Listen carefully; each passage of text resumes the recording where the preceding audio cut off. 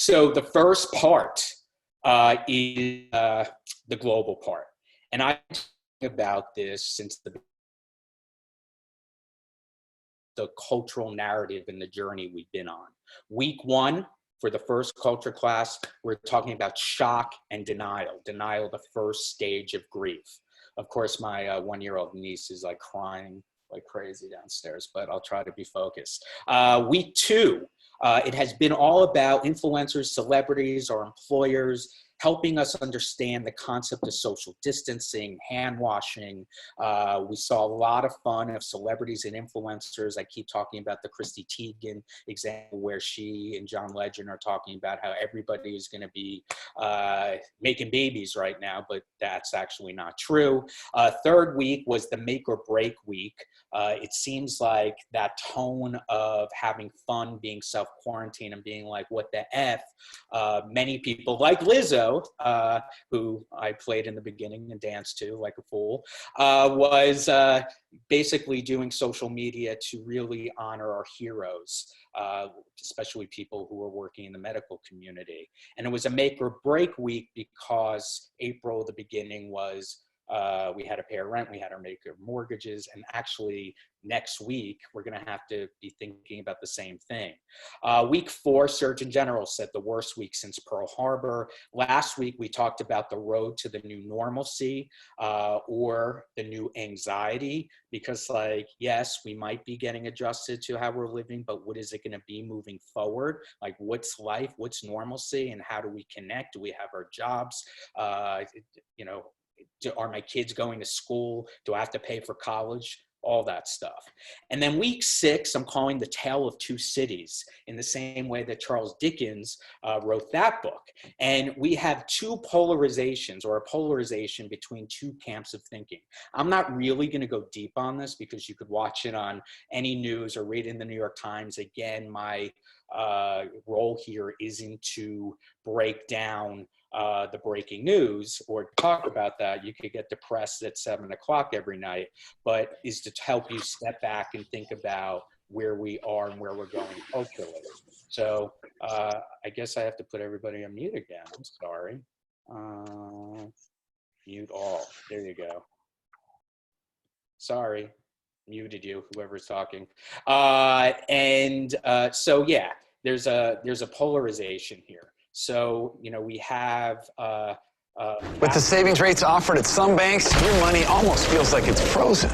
We have Fauci basically saying that for us to go back to normalcy and open up the economy, we need 20 million tests a day, right? That's on one side. Like, we should not go out there yet. We're not ready. We only have 3.7 million tests per day, maybe 4 million at this point. So we have that side. Then we have the Georgia governor who wants us to open up everything, even movie theaters. I guess it's the same governor who basically wanted to reverse abortion rights, but like, look at that polarization in America. I'm just talking about America right now. We'll get to the rest of globalization or global examples.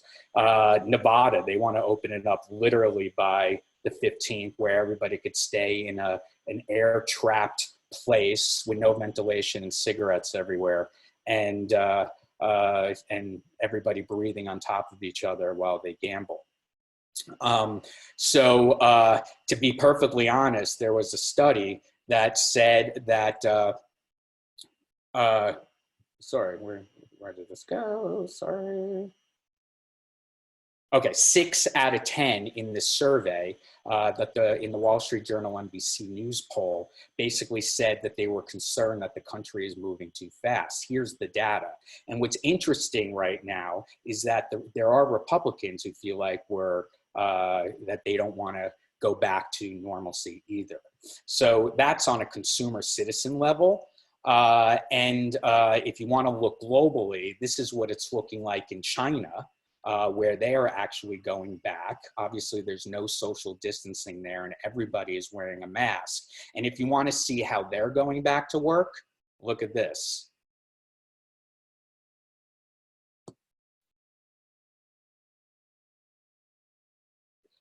So, you know, if you're scared about going back to get some beauty done, I guess we should learn by the Chinese. Anyway, there was a really nice piece yesterday that the New York Times is actually trying to help us think more positively.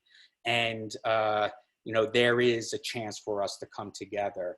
Cuomo actually had a beautiful speech the other day about how we should step back and think about all the things that we are grateful for, which is really hard. So I completely understand. I'm having a tough time too. I know everybody is right now. Yeah. Oh, by the way, if you want to share any thoughts, please talk about it with the community as well in the chat. I actually before, and I think I've told many of you before, is that I wrote a piece for the Business of Fashion with my friend Dan Mitchell. And even before this moment, you know, the world sucked. We actually said it was the world is on fire, and that the only way that we can kind of reverse where we're going culturally is to kind of reboot humanity. And this is definitely a catalyst. It's a magnifier of all the shit that is wrong with our world, our country, et cetera. I know there are people here from other countries, but I guess I'm American and talking about from that perspective.